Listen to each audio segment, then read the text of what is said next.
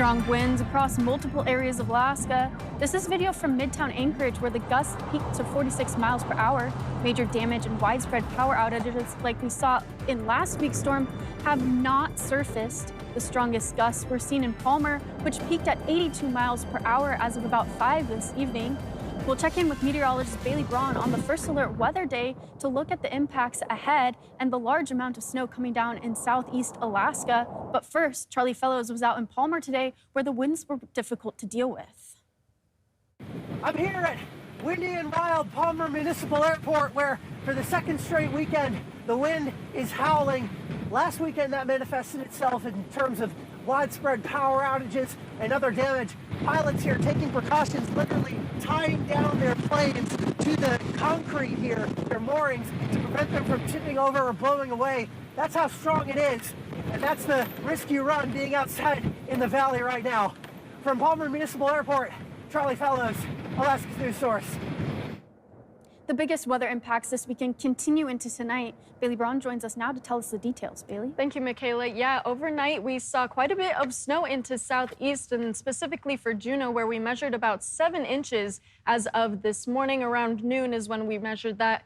But we have more snow on the way. You can notice that with our satellite and radar. All of these big impacts are centered around South Central and for southeast. So more snow into southeast overnight, where we're going to see the heaviest snowfall of the weekend. And for South Central, we're continuing to look at these high wind warnings that have been extended into tomorrow morning.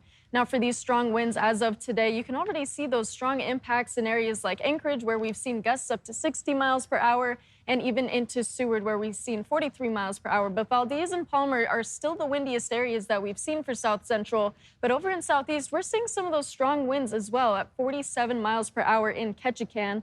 Now for Palmer, we're going to continue to monitor more of these winds, but do expect these to last all the way through tomorrow. So expect another windy day to kick off your work week with gusts up to 50 and potentially even again up to 70 and 80 miles per hour.